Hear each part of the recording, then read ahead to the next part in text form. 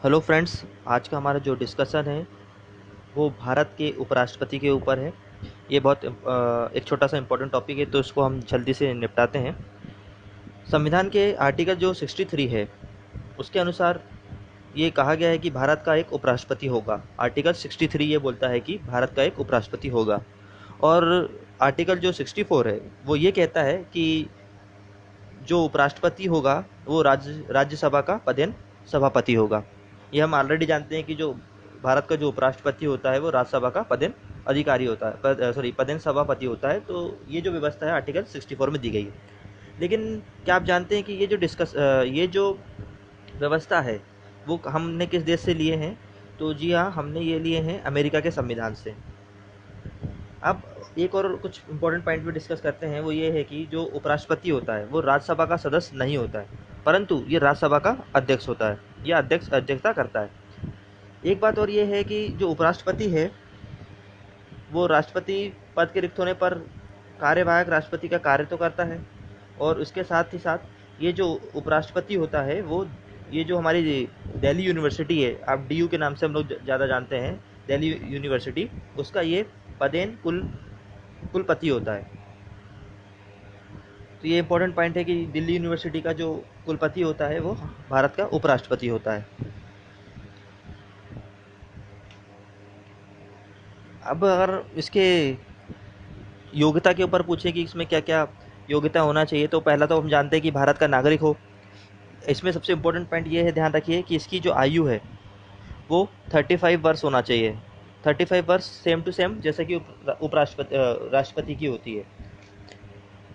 मैंने आपको ट्रिक भी बताई थी कि हम कैसे याद कर सकते हैं कि भाई 25 साल जो है हमारी लोकसभा की है, 25 साल के बाद जो 30 साल है वो राज्यसभा की है, सदस्य बनने की योग्यता है। और राज्यसभा का जब आदमी मतलब मान लो कि कंप्लीट होगा उसी के बाद तो राष्ट्रपति उपराष्ट्रपति बने, अगर हम ऐसा माने तो इस हिसाब से उनकी 35 हो जाती है। और एक चीज़ और है कि गवर्नर जो होते हैं, गवर्नर के लिए भी ये जो न्यूनतम न्यूनतम जो आयु है वो भी 35 वर्ष ही है।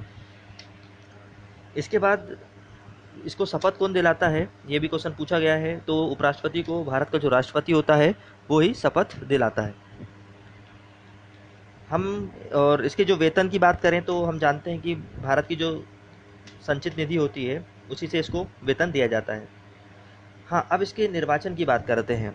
निर्वाचन से क्वेश्चन पूछा जा सकता है। तो हम ऑलरेडी जानते हैं कि इसका जो निर्वाचन होता है वो सेम टू सेम राष्ट्रपति की तरह ही एकल संक्रमणीय मत अनुपातिक प्रतिनिधित्व प्रणाली के द्वारा ही किया जाता है। लेकिन इसके बस इसमें जो थोड़ा सा अंतर ये है कि जो इनका जो निर्वाचक जो मंडल होता है उसमें विधानसभा के जो सदस्य होते हैं वो भाग नहीं लेते हैं, केवल और केवल लोकसभा और राज्यसभा के सदस्य भाग लेते हैं। और लेकिन इनमें एक इम्पॉर्टेंट पॉइंट ये है कि इसमें जो मनोनीत सदस्य होते हैं, जो कि राष्ट्रपति जिन सदस्यों को मनोनीत करता है, वो भी इसके चुनाव में भाग ले सकते हैं। लेकिन एक एक विशेष बात इसमें यह है कि जो भी व्यक्ति उपराष्ट्रपति के चुनाव के लिए मतलब खड़ा होना चाहता है उसे कम से कम राज्यसभा के 25 सदस्यों का क्या होना चाहिए, समर्थन प्राप्त होना चाहिए। हमने राष्ट्रपति के जब केस में देखे थे तो उसमें वहाँ पर उसे लोकसभा के 50 सदस्यों का समर्थन चाहिए था, है ना। वैसे यहाँ पर इसे राज्यसभा के 25 सदस्यों का समर्थन चाहिए। इसका कार्यकाल हम जानते हैं 5 वर्ष होता है, और यदि इसके निर्वाचन में कोई भी विवाद हो जाता है तो वो ऑलरेडी अंडरस्टूड है कि सुप्रीम कोर्ट ही जो है उसको सुलझाएगा। इसके अगर हम त्यागपत्र की बात करें तो ये राष्ट्रपति को संबोधित कर कर अपना इस्तीफा देता है। और इसमें खास बात यह है कि उपराष्ट्रपति पर महाभियोग नहीं चलाया जाता।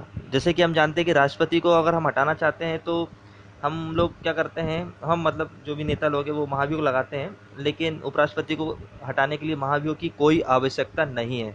इसे हटाने की प्रक्रिया में इसे 14 दिन पहले सूचित किया जाता है। मतलब जो इसे हटाने की जब प्रक्रिया होती है तो उसके स्टार्ट होने से 14 दिन पूर्व इसको इससे क्या है सूचना दी जाती है। और उसके बाद केवल राज्यसभा में, है ना, इसके बाद राज्यसभा में एक संकल्प को लाया जाता है, और इसके यदि उसे राज्यसभा के सदस्यों द्वारा बहुमत प्राप्त हो जाता है और उसके बाद इसे लोकसभा में मंजूरी प्राप्त हो जाए तो उसे हटा दिया जाता है।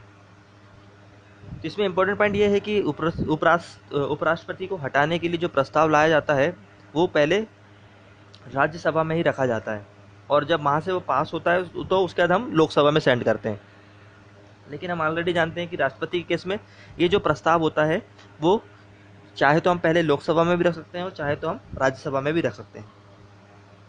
अब बात करते हैं कुछ फैक्ट्स की। तो हम ऑलरेडी जानते हैं कि भारत के जो सबसे पहले उपराष्ट्रपति थे वो श्री डॉक्टर सर्वपल्ली राधाकृष्णन थे, जो कि 2 बार उपराष्ट्रपति रहे हैं, और ये इसके बाद फिर राष्ट्रपति भी बने हैं। और सबसे सबसे सबसे सबसे छोटा जो कार्यकाल था वो वीवी गिरी का था। वीवी गिरी मतलब ऐसे उपराष्ट्रपति थे जिनका कार्यकाल जो था वो सबसे छोटा था। एक क्वेश्चन और आता है कि ऐसा व्यक्ति कौन है जो पहले राष्ट्रपति बना और फिर उपराष्ट्रपति बना। तो वो थे हमारे जो चीफ जस्टिस थे एम हिदायतुल्ला। तो वो पहले राष्ट्रपति बने फिर उपराष्ट्रपति बने। हालांकि जो वो राष्ट्रपति थे वो राष्ट्रपति सिर्फ कार्यवाहक राष्ट्रपति थे, क्योंकि उस समय जाकिर हुसैन साहब जो थे हमारे देश के राष्ट्रपति थे और उनकी मृत्यु हो गई थी। और जाकिर हुसैन साहब जो थे वो भारत के पहले मुस्लिम राष्ट्रपति भी थे, तो उनके पद पर मृत्यु हो गई थी। और जो उस समय जो उपराष्ट्रपति थे वो आई थिंक बीबी गिरी ही थे। तो इनका स्वास्थ्य उतना अच्छा नहीं था, तो इसलिए एम हिदायतुल्ला जो थे उस समय राष्ट्रपति बने, कार्यवाहक राष्ट्रपति बने। फिर देन आफ्टर वो भारत के उपराष्ट्रपति भी रहे हैं। एक छोटा सा क्वेश्चन अभी कुछ दिन पहले मैंने ऐप्स में सॉल्व कर रहा था, तो मैंने देखा कि क्वेश्चन पूछा गया था कि भाई उपराष्ट्रपति का क्रम क्या है। तो हम पहले डॉक्टर सर्वपल्ली राधाकृष्णन है, सेकंड नंबर पे हमारे वीवी गिरी आते हैं, और फिर लास्ट में आते हैं हमारे मतलब थर्ड पोजीशन पे आते हैं एम हिदायतुल्ला। तो ये चीज़ को थोड़ा सा याद रखिएगा, ये इंपॉर्टेंट हो सकता है आईएएस के एग्ज़ाम के लिए। अब बात आती है कि जो उपराष्ट्रपति होता है उससे मत देने का क्या अधिकार है। तो जो उपराष्ट्रपति होता है हम जानते हैं वो राज्यसभा का सदस्य नहीं है, तो उसे ऑब्वियसली बात है उसे समान स्थिति में तो मत देने का कोई अधिकार नहीं होगा। वे केवल तभी मत दे सकता है कि जब किसी विधेयक के ऊपर राज्यसभा में टाई हो जाए, यानी पक्ष और विपक्ष जो भी हो बराबर बराबर, उसके पक्ष में और उसके विपक्ष में बराबर बराबर मत आ जाते हैं। तो ऐसी स्थिति में निर्णायक मत सिर्फ उपराष्ट्रपति फिर देता है। तो I think this is very helpful all of you. Thank you very much.